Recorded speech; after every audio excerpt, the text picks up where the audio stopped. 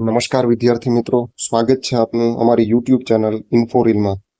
આજે આપણે વાત કરવાના છીએ ધોરણ 6 પાઠ number 3 unit 3 strength of nature, એટલે કે કુદરતની તાકાત, કુદરતની શક્તિ. તો એના કુદરત વિશેના આ બધા પાઠમાં ઉદાહરણો, વાર્તાઓ અને કાવ્યો છે. તો ચાલો આપણે વગર ટાઈમ બગાડીએ શરૂ કરીએ. પહેલી કાવ્ય છે, એક ક્રાઇમ છે, કાવ્ય છે recite and enjoy. Morning song છે. આ માત્ર એક સોંગ છે જેને એન્જોય કરવાનું છે અને અર્થ કાઢવા જઈએ છતાં પણ મેં અહીંયા અર્થ લાઈન ટુ લાઈન કરીને તમને હું શીખવાડીશ. તો ચાલો આપણે શરૂ કરીએ. અહીંયા પહેલા સ્ટેન્ઝાની વાત કરીએ. સ્ટેન્ઝા એટલે મિત્રો યાદ રાખજો વિદ્યાર્થી મિત્રો, જ્યારે આપણે કોઈ પણ સ્ટોરી હોય, કોઈ પણ ફકરો હોય ત્યારે એ પેરેગ્રાફ કહેવાય. પેરેગ્રાફ. સ્ટોરીમાં કોઈ પણ એક ઇન્સિડન્ટ હોય, કોઈ પણ લેખ હોય તો એમાં પેરેગ્રાફ હોય. પેરેગ્રાફ એટલે ફકરો હોય. જ્યારે આપણે કાવ્યની કે આવી જે સોંગ્સ છે એમાં હંમેશા સ્ટેન્ઝા હોય, એને કહેવાય સ્ટેન્ઝા, એટલે કે પંક્તિઓ. બરાબર, તો આપણે પહેલી પંક્તિની વાત કરીએ. એક ખાસ ધ્યાન રાખવું વિદ્યાર્થી મિત્રો કે જ્યારે હું તમને આ સમજાવું છું ત્યારે તમારે તમારી પાઠ્યપુસ્તક સાથે રાખવાની છે, જેથી કરીને તમને પણ ઉચ્ચારણનો ખ્યાલ આવતો જાય. બાકી આમાં છે તો ખરું જ અંગ્રેજી અને ગુજરાતીનું, એમાં ભાષાંતર પણ છે. તો ચાલો આપણે શરૂ કરીએ. When birds get up in the morning, they always say good morning. ચાલો આનો અર્થ શું થાય? વેન એટલે જ્યારે, વેન એટલે જ્યારે, બર્ડ્સ એટલે પક્ષીઓ. જ્યારે પક્ષીઓ સવારે જાગે છે, ગેટ્સઅપ, ગેટ્સઅપ થવું એટલે ઉઠવું, સવારે ઉઠવું, એને ગેટ્સઅપ કહેવાય.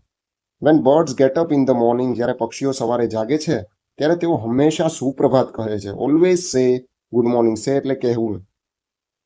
બીજી line, when the birds get up in the morning, this is what they say. જ્યારે પક્ષીઓ સવારે જાગે છે ત્યારે તેઓ આ જ કહે છે. What, this is what they say. તેઓ આ જ વસ્તુ કહે છે. શું કહે છે? Good morning. શું કહે છે બીજું? તો એમની ભાષામાં એમનો અવાજ હોય છે ચીર્પ ચીર્પ ચીર્પ ચીર્પ ચીર્પ, એટલે કે ચી ચી ચી ચી. આવા પક્ષી, અલગ અલગ પક્ષીઓ અલગ અલગ અવાજ કરીને સવારે જાગતા હોય છે. દરેક પક્ષીના અલગ અલગ અવાજ હોય છે. When birds get up in the morning, this is what they say. જ્યારે પક્ષીઓ સવારે જાગે છે ત્યારે તેઓ આ જ કહે છે. બીજી પંક્તિ જોઈએ મિત્રો. When dogs get up in the morning, they always say good morning. ફરીથી એ જ ગેટઅપ વાળું. પહેલામાં પણ સેમ ટુ સેમ લાઈન હતી, માત્ર તફાવત કયો છે આ વિદ્યાર્થી મિત્રો યાદ રાખવાનું છે કે ત્યાં આપણે બર્ડ્સ લખેલું હતું, અહીંયા ડોગ્સ લખેલું છે. માત્ર એટલો જ તફાવત છે, બાકી બધી લાઈન સેમ ટુ સેમ છે. ચાલો વાંચીએ. When dogs get up in the morning, એટલે કે જ્યારે કૂતરાઓ સવારે જાગે છે, તે ઓલવેઝ, ઓલવેઝ એટલે હંમેશા, ઓલવેઝ એટલે હંમેશા, સેઝ ગુડ મોર્નિંગ, તેઓ હંમેશા સુપ્રભાત કહે છે. When dogs get up in the morning, this is what they say. જ્યારે કૂતરાઓ સવારે જાગે છે ત્યારે તેઓ આ જ કહે છે. વાવ વાવ વાવ વાવ વાવ વાવ. કૂતરા ભસે એનો અવાજ છે, બીજું કંઈ છે નહીં. When dogs get up in the morning, this is what they say. જ્યારે કૂતરાઓ જાગે છે ત્યારે તેઓ આ જ કહે છે. તો વિદ્યાર્થી મિત્રો, આપણે જોયું કે આ બે સ્ટેન્ઝાની જ આ કાવ્ય જેવું છે, એક ગીત છે. અહીંયા એ ગીતનું આપણે હવે શબ્દો ઉમેરતા જવાના છે. કયા શબ્દો ઉમેરાશે? એક તો આપણે જેમ જોયું કે પહેલા સ્ટેન્ઝામાં શું હતું? બર્ડ્સ હતું, અને બીજા સ્ટેન્ઝામાં બર્ડ્સની જગ્યાએ ડોગ લખી નાખ્યું. પછી બર્ડ્સનું ચીર્પ ચીર્પ અવાજ હતો, તો એ ચીર્પ ચીર્પની જગ્યાએ બાવ વાવ લખી નાખ્યું. તો આ બે વસ્તુનો જ તફાવત આવે છે, બે જ વસ્તુ ઉમેરવાની છે. તો અહીંયા શું આવશે? વેન. તો અહીંયા ડક્સની વાત છે. ડક્સ એટલે બતકો. વેન ડક્સ, અહીં શું આવશે? Ducks get up in the morning, they always say good morning. When ducks get up in the morning, this is what they say. તો અહીં ફરીથી ducks get up in the morning એમ આવશે. બરાબર. અને છેલ્લે શું આવશે? અહીંયા બે લાઈનમાં તેનો અવાજ આવશે, જેમ પેલી પંક્તિમાં હતું. અહીંયા જો પંક્તિમાં શું છે? ચીર્પ ચીર્પ ચીર્પ ચીર્પ. અહીંયા બાવ વાવ બાવ વાવ. તો અહીંયા શું આવશે? અહીંયા ત્રીજી લાઈનમાં શું આવશે મિત્રો? ત્રીજી લાઈનમાં ડકનો અવાજ આવશે. Quack quack quack quack quack quack એમ લખવાનું. અને ચોથી લાઈનમાં ફરીથી આ લાઈન રિપીટ થશે. When ducks get up in the morning, this is what they say. અહીંયા જો લખેલું છે, તમે આ વિડીયોને પોઝ કરીને આ વસ્તુ લખી શકો છો તમારી રફ બુકમાં. જો અહીંયા લખેલું છે, van ducks get up in the morning, they always say good morning. જ્યારે બતકો સવારે જાગે છે ત્યારે તે હંમેશા સુપ્રભાત કહે છે. Van ducks get up in the morning, this is what they say. જ્યારે બતકો સવારે જાગે છે ત્યારે તેઓ આ જ કહે છે. ક્વેક ક્વેક ક્વેક ક્વેક એનો અવાજ છે. પછી ચોથી લાઈન છે આ ત્રીજી લાઈનનું બીજી લાઈનનું રિપીટેશન છે. When ducks get up in the morning, this is what they say. જ્યારે બતકો સવારે જાગે છે તેઓ આ જ કહે છે. ને સેમ મિત્રો એ જ રીતે આપણે કેટ્સનું લખવાનું છે. કેટ્સમાં જ્યાં આપણે ડક્સ આવતું હતું ત્યાં એની જગ્યાએ કેટ્સ લખશું. જ્યાં ડક્સ આવતું હતું એની જગ્યાએ અહીંયા કેટ્સ લખશું.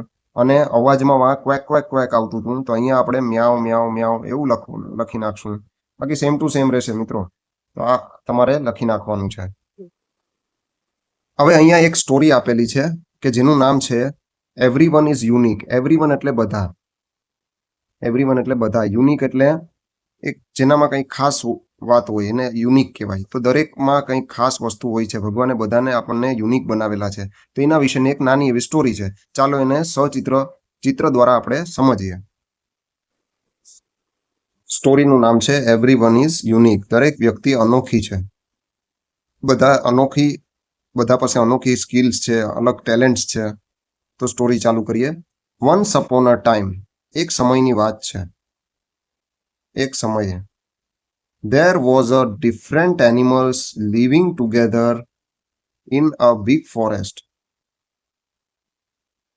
અહીંયા ડિફરન્ટ એટલે અલગ અલગ થાય, બરોબર. એનિમલ્સ એટલે પ્રાણી, લિવિંગ ટુગેધર એટલે સાથે જીવવું, સાથે રહેવું, અને બિગ ફોરેસ્ટ એટલે મોટું જંગલ થાય. જો અહીંયા લખેલું છે નીચે, દરેક પ્રાણી એક મોટા જંગલમાં વિવિધ પ્રાણીઓ સાથે રહેતા. ત્યારબાદ છે each animal had its own unique ability. કે ઈચ એનિમલ એટલે દરેક એનિમલ એટલે કે પ્રાણી, દરેક પ્રાણી પાસે શું હતું? પોતાની અનોખી ક્ષમતા હતી. એબિલિટી એટલે મિત્રો થાય ક્ષમતા. તમે આ નોંધ કરતા જજો તમારી રફબુક અથવા તો ટેક્સ્ટ બુકમાં જ ત્યાં પેન્સિલથી નોંધ કરતા જજો. એબિલિટી અને શું વચાય? એબિલિટી. એબિલિટી એટલે ક્ષમતા અને યુનિક એટલે અનોખું. અનોખી ક્ષમતા ધરાવતા હતા આ બધા પ્રાણીઓ જે જંગલમાં રહેતા હતા તે. Those abilities made them special. આ ક્ષમતાઓ, એબિલિટી એટલે ક્ષમતાઓ, તેમને ખાસ બનાવતી હતી. આપણે પણ દરેક આપણા ક્લાસમાં જોઈએ તો દરેક ક્લાસમાં આટલા બધા વિદ્યાર્થીઓમાં દરેક પાસે કંઈક યુનિક એટલે કે ખાસ ક્ષમતાઓ હોય છે, બરોબર. એબિલિટીઝ હોય છે. અમુક છે એ સારા દોડમાં સારા હોય છે, અમુક ને સિંગિંગ સારું આવડતું હોય છે, અમુક છે એના રાઇટિંગ સારા થતા હોય છે. દરેક પાસે યુનિક એબિલિટી હોય. આ વિશ્વમાં કોઈ પણ આ ભગવાને બનાવેલી રચના છે આપણે તો આપણા બધામાં, પ્રાણીઓમાં, પક્ષીઓમાં, દરેક પાસે યુનિક એબિલિટી, દરેક પાસે એક ખાસ આવડતો છે. ધ વાઇઝ ઓબ્ઝર્વર એટલે સમજદાર નિરીક્ષક. There was a wise old banyan tree. હવે અહીંયા જંગલમાં એક વૃદ્ધ વડનું ઝાડ હતું. બનિયન ટ્રી એટલે વડનું ઝાડ. જો છે ઘણી બધી વડવાઈઓ અહીંયા આવી ગયેલ છે. એક વૃદ્ધ એટલે કે ઘણી ઉંમરવાળું, મોટું, ઘણા વર્ષોથી ઉભેલું હતું આ જંગલમાં એક વડનું ઝાડ હતું. વૃદ્ધ, ઓલ્ડ. વાઇઝ એટલે સમજદાર. WISC. વાઇઝ એટલે થાય સમજદાર. તો આ જંગલમાં એક સમજદાર વૃદ્ધ વડનું ઝાડ હતું. He watched over the forest and appreciated the uniqueness of every animal. એટલે કે તે જંગલનું ધ્યાન રાખતું અને દરેક પ્રાણીની વિશિષ્ટતાની પ્રશંસા કરતું હતું. યુનિકનેસ એટલે વિશિષ્ટતા. એટલે આ વૃદ્ધ હતું ઝાડ એ પણ આ જોતું હતું કે આ બધા પ્રાણીઓ કેવા હળીમળીને રહે છે, એકબીજા પાસે જે પણ આવડત છે ને વિશિષ્ટતા છે તેનું એકબીજા રિસ્પેક્ટ કરે છે. હવે એક દિવસ આ જંગલમાં એવું બને છે, વન ડે ધ એનિમલ્સ, એક દિવસ, વન ડે એટલે એક દિવસ, પ્રાણીઓ, એનિમલ્સ, સ્ટાર્ટેડ શરૂઆત કરે છે. શું કરવા લાગ્યા? શરૂઆત. કમ્પેર કરવું એટલે મિત્રો થાય સરખામણી કરવી. કમ્પેર કરવું એટલે સરખામણી થાય. કમ્પેરમાંથી બન્યો છે શબ્દ કમ્પેરિંગ, ING વાળો, ચાલુ વર્તમાન કાળ કહેવાય. તો કમ્પેરિંગ એટલે કે એકબીજા સાથે સરખામણી કરવા લાગે છે. Themselves to one another. One another એટલે એકબીજા સાથે. તો શું અને વંચાય, કઈ રીતે વંચાય આ વાક્યને? One day the animals started comparing themselves to one another. એક દિવસ પ્રાણીઓ એકબીજા સાથે પોતાની સરખામણી કરવા લાગ્યા. They wished they had others' ability to. હવે વિશ એટલે ઈચ્છા કરવી. તો એકબીજા એવું ઈચ્છવા લાગ્યા કે તેમનામાં પણ અન્યની ક્ષમતાઓ હોય, અધર્સ એબિલિટી, અધર્સ એટલે બીજાની, એબિલિટીઝ એટલે ક્ષમતાઓ. એટલે પ્રાણીઓ છે એકબીજાની કમ્પેરિઝન કરવા માંડ્યા. સસલું એવું વિચારવા માંડ્યો, જો અહીંયા વિચારે છે સસલું એવું વિચારવા લાગ્યું કે હું ઉડી શકતું હોય તો આ પક્ષીની જેમ. ચકલી છે એ ખિસકોલીને જોઈને, સ્ક્વિરલને જોઈને એવું વિચારવા લાગી કે હું પણ આની જેમ ઝાડવા ઉપર ને પગ દ્વારા ચડી શકતી હોત તો. સ્ક્વિરલ એમ વિચારવા માંડી કે હું ફૂલ ઉપર જઈને ઉડી શકતું હોત ને પાંદડાઓમાંથી રસ ચૂસી શકતું હોત તો કેવું સારું જીવન છે. તો આપણે પણ મિત્રો ઘણી વખત આવું કરતા હોઈએ છીએ. આપણે એકબીજાની કમ્પેર કરતા હોઈએ છીએ કે જેના કારણે આપણે હંમેશા દુઃખ અનુભવતા હોઈએ છીએ કે યાર મારે પેલા જેટલા સારી ફેસિલિટી હોય તો. પેલાના પપ્પા તો એને 4 વ્હીલમાં મૂકવા આવે છે, મને પણ કોઈ 4 વ્હીલમાં મૂકવા આવતું હોત તો. તેની પાસે તો આટલી મોટી પેન્સિલ છે, આવી સરસ પેન છે, 100 રૂપિયા વાળી, 200 રૂપિયા વાળી, મારી પાસે એવું હોત તો. મિત્રો આવી સરખામણી નહીં કરવાની, એ તમને આ પાઠમાં સમજાશે. હવે આ બધું કોણ જોતું હોય છે? આ વૃદ્ધ જે વડનું ઝાડ હોય છે આ બધું જોતું હોય છે કે ભાઈ આ પ્રાણીઓ છે હવે સરખામણીમાં ઉતરી ગયા છે. સરખામણીમાં વ્યક્તિ ઉતરે ત્યારે એનામાં ઈર્ષા આવે, એકબીજાનું દુઃખ લાગે, દુઃખ થાય કે અને હરીફાઈ, ખોટી હરીફાઈ થવા માંડે. માણસે હંમેશા સ્પર્ધા પોતાની સાથે કરવી જોઈએ. ધ વાઇઝ મેન, હવે ગેધરિંગ થાય છે. ગેધરિંગ એટલે એકઠા કરે છે આ બધાને પ્રાણીઓને. અહીંયા આ બનિયન ટ્રી બોલાવે છે. The wise old banyan tree, સમજદાર વૃદ્ધ વડના ઝાડે called all the animals together, બધા પ્રાણીઓને ભેગા કર્યા. ટુગેધર એટલે ભેગા કરવા, બરોબર. And shared a valuable lesson, અને એક મૂલ્યવાન પાઠ ભણાવ્યો. વેલ્યુએબલ લેસન એટલે મૂલ્યવાન, વેલ્યુએબલ એટલે મૂલ્યવાળું, બરોબર. શેર્ડ એટલે વહેંચવું. એની જે સમજણ હતી એ આ બધા સાથે વહેંચે છે અને એમને સમજાવે છે કે તમારી શું ભૂલ છે અને કઈ રીતના તમારે આ કમ્પેરિઝનથી દૂર રહેવું જોઈએ. હી એક્સપ્લેન ધેટ, એ એક્સપ્લેન કરે છે, સમજાવે છે. ધેટ ઈચ એનિમલ, દરેક પ્રાણી, ઈચ એટલે દરેક, પ્રાણી એટલે animals, each animal was unique, કે દરેક પ્રાણી અનોખું છે અને હેડ સમથિંગ સ્પેશિયલ, અને તેનામાં કંઈક ને કંઈક ખાસ છે. અહીંયા તમે જોઈ શકો છો કે આ બનિયન ટ્રીનું ચિત્ર છે અને અહીંયા બધા પ્રાણીઓ ભેગા થાય છે. જો લાયન છે, રેબિટ છે, ટોર્ટોઇસ છે, આ હાથી છે, બધા A to Z બધા પ્રાણીઓ જંગલના ભેગા થાય છે કારણ કે આ વડીલ વ્યક્તિ હોય એનું વાત સાંભળવા બધા એમને રિસ્પેક્ટ કરતા હોય છે. હવે અહીંયા બનિયન ટ્રી સમજાવે છે કે દરેક જે પ્રાણી છે, પક્ષી છે, એની દરેકની અલગ અલગ ક્ષમતા છે. ભગવાને દરેકને અલગ અલગ વસ્તુ આપી છે. જેમ કે અહીંયા ચકલી છે અથવા તો બર્ડ્સ છે, એ શું કરી શકે? સિંગ બ્યુટીફુલી, પક્ષીઓ સુંદર ગાઈ શકતા હતા જંગલમાં.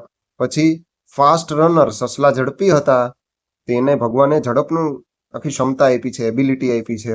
પછી આવે એક્સલન્ટ ક્લાઇમ્બર, એટલે કે ક્લાઇમ્બર એટલે જે ઝાડવા ઉપર, વૃક્ષ પર ચડી શકે એવા.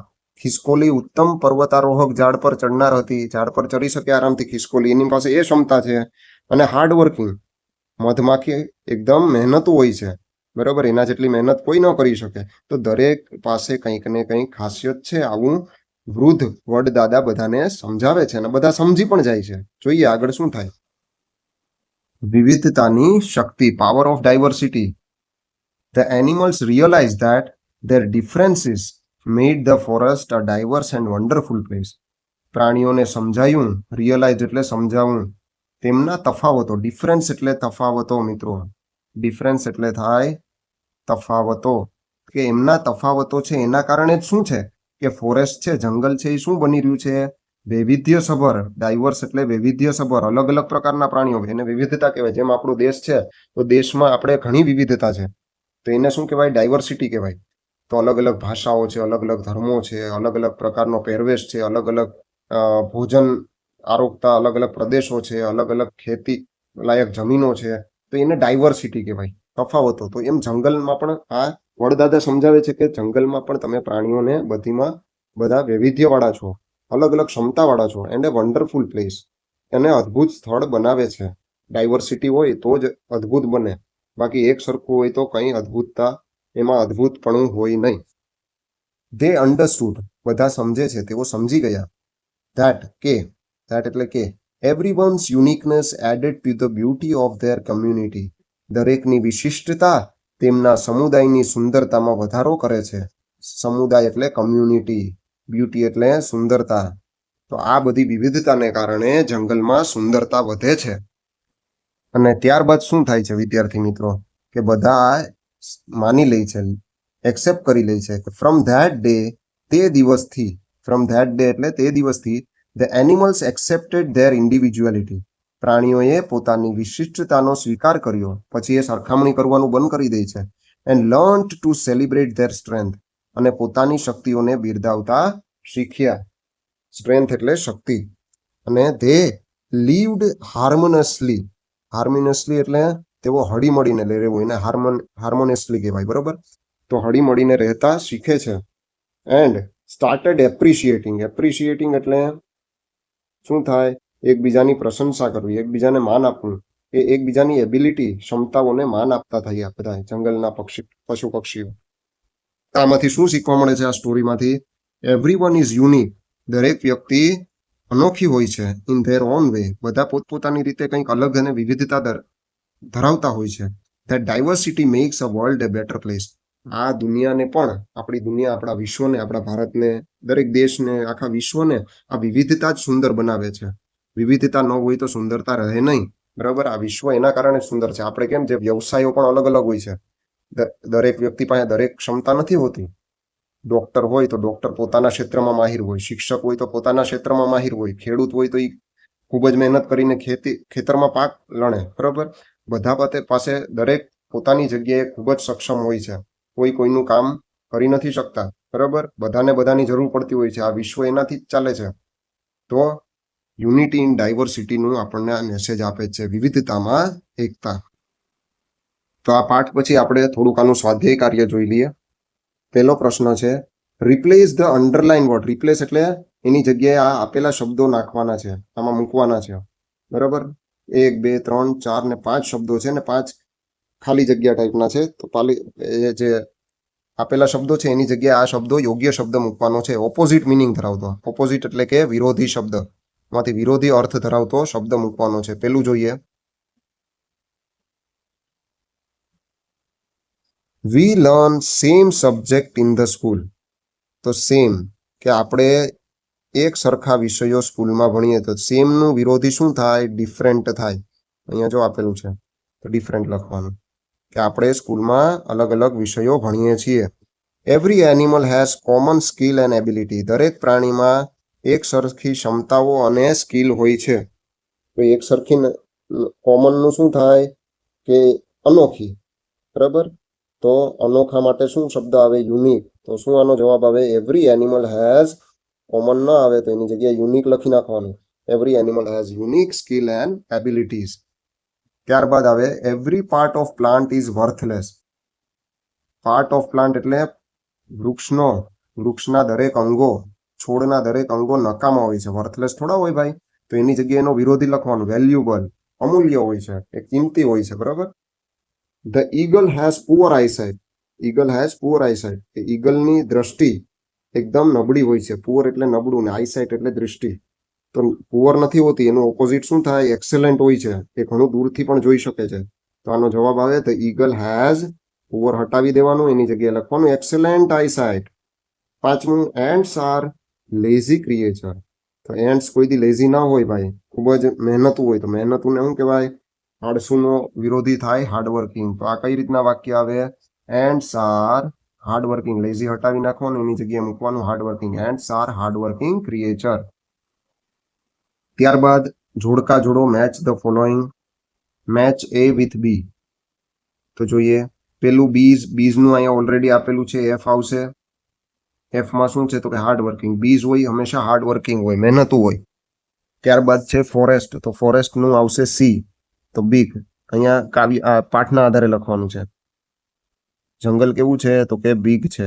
પછી એનિમલ્સ. એનિમલ્સ કેવા છે? ડિફરન્ટ છે, અલગ અલગ છે, બધા પાસે અલગ અલગ ક્ષમતા છે. પછી બનિયન ટ્રી, ફોર્થ વન, એનું આવશે વાઇઝ, કે વડદાદા અથવા તો વડનું વૃક્ષ, વૃદ્ધ વડનું વૃક્ષ કેવું હતું? વાઇઝ હતું, હોશિયાર. પછી પાંચમું લેસન. લેસનનું આવશે વેલ્યુબલ, કે આમાંથી આપણને એક વેલ્યુએબલ પાર્ટ શીખવા મળ્યો છે.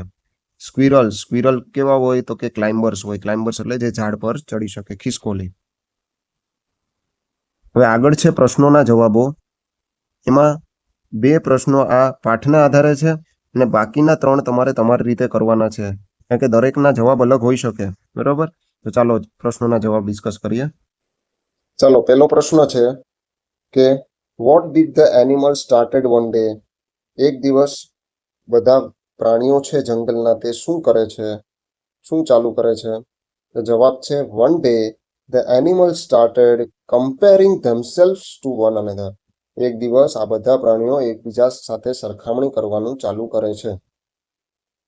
ત્યારબાદ છે સેકન્ડ પ્રશ્ન, what did the wise banyan tree explain to the animals? કે શું વોટ એટલે શું, બનિયન ટ્રી એટલે કે વડનું ઝાડ, વાઇઝ એટલે હોશિયાર, એક્સપ્લેન એટલે સમજાવવું. આ પ્રાણીઓને વડનું ઝાડ શું સમજાવે છે? તેમાં આવશે the banyan tree explained that each animal was unique and had something special. કે બનિયન ટ્રી એક્સપ્લેન એટલે સમજાવે છે કે દરેક પ્રાણી, ઈચ એનિમલ એટલે દરેક પ્રાણી પાસે કંઈક અનોખી અને ખાસ ક્ષમતાઓ છે. એના પછી પ્રશ્ન છે, are your friends unique in their ability? કે શું તમારા મિત્રો, આર યોર ફ્રેન્ડ્સ એટલે મિત્રો, યુનિક અનોખું, એની પાસે કંઈ અનોખી ક્ષમતાઓ છે? તો યસ, હા હોય તો યસ લખવાનું, ના હોય તો નો લખવાનું. બરાબર? કે yes my friends have unique abilities, અને નો હોય તો no, my friends do not have unique abilities. ત્યારબાદ ચોથો પ્રશ્ન છે, do you compare your handwriting with your friends? કે શું તમે કમ્પેર એટલે સરખામણી કરવી, તમારા હેન્ડરાઇટિંગ છે એ તમારા મિત્ર સાથે કમ્પેર કરો છો? તો અહીંયા મેં લખ્યું છે નો, તમે યસ પણ લખી શકો. બરાબર? નો, આઈ ડોન્ટ કમ્પેર. ડોન્ટ એટલે નહીં. બરાબર? નકાર વાક્ય છે. I don't compare my handwriting with my friends. કે હું મારા હેન્ડરાઇટિંગ છે મારા મિત્ર સાથે કમ્પેર નથી કરતો. અહીંયા તમે યસ પણ લખી શકો. Yes, I compare my handwriting with my friends. તો ડોન્ટ હટાવી દેવાનું, યસ લખો તો. ત્યારબાદ છે, one of your friend write slowly. તમારો એક મિત્ર સ્લોલી લખી રહ્યો છે. Would you tease him or her? Tease કરવું એટલે ચીડવવું. તો મેં અહીંયા લખ્યું છે no, I would not tease my friend. હું મારા મિત્રની મજાક અથવા તો એને ટીઝ કરીશ નહીં, ચીડવીશ નહીં. યસ, તમે યસ એ લખી શકો છો. બરાબર? આગળ વધીએ. નેક્સ્ટ પ્રશ્ન છે ચોથો, કમ્પ્લીટ ધ ટેબલ. અહીંયા તમને અમુક શબ્દો આપેલા છે, જેમ કે ગુડ હેન્ડરાઇટિંગ એટલે કે સારા અક્ષર, જમ્પ હાઈ એટલે કે ઊંચો કૂદકો મારવો, જમ્પ લોંગ એટલે લાંબો કૂદકો મારવો, સિંગ બેટર એટલે કે સારું ગાવું, સરખામણીમાં સારું ગાવું, take part in elocution competition. Elocution એટલે શું મિત્રો? કે એક આવે નિબંધ સ્પર્ધા, એસે કોમ્પિટિશન કહેવાય. આ ઇલોક્યુશન કોમ્પિટિશન એના જેવું જ આવે, પણ આ ઇલોક્યુશન સ્પર્ધામાં, કોમ્પિટિશન એટલે સ્પર્ધા, ઇલોક્યુશન સ્પર્ધામાં શું હોય કે તમને ઓન ધ સ્પોટ કંઈક ટોપિક આપવામાં આવે અને એ જે મુદ્દો કે ટોપિક આપ્યો એના આધારે તમારે લખવાનો હોય નિબંધ, તો એને ઇલોક્યુશન કોમ્પિટિશન કહેવાય. તો આની મદદથી તમારે તમારા અહીંયા મિત્રોના નામ લખવાનું છે, અહીંયા મિત્રોના નામ લખવાના છે, અને એની પાસે શું એબિલિટી છે એ અહીંયા લખવાની છે. ઉપરનામાંથી ન હોય તોય પણ તમે એને જે આવડતી હોય એ એબિલિટી અહીંયા, એની જે ક્ષમતા હોય એ તમે અલગ અહીં લખી શકો છો. જરૂરી નથી કે ઉપરના શબ્દો જ યુઝ કરવા. ઓકે, તો મિત્રો આજે અહીંયા સુધી રાખીએ. આપણે નેક્સ્ટ વિડીયોમાં આગળનો પાઠ, આપણે હજુ આ પાઠમાં ઘણું બાકી છે, તે બીજો ભાગ આપણા વિડીયોનો આવે એમાં કવર કરી લઈશું. જો તમને મારો વિડીયો ગમ્યો હોય તો તમે કમેન્ટમાં પણ જણાવો અને લાઈક પણ કરો. તમે તમારા લાઈકથી અને તમારા કમેન્ટ્સથી મને વધારે પ્રોત્સાહન મળશે, જેથી કરીને હું નવા વિડીયો બનાવતો રહું. આભાર. જય હિન્દ, જય ભારત.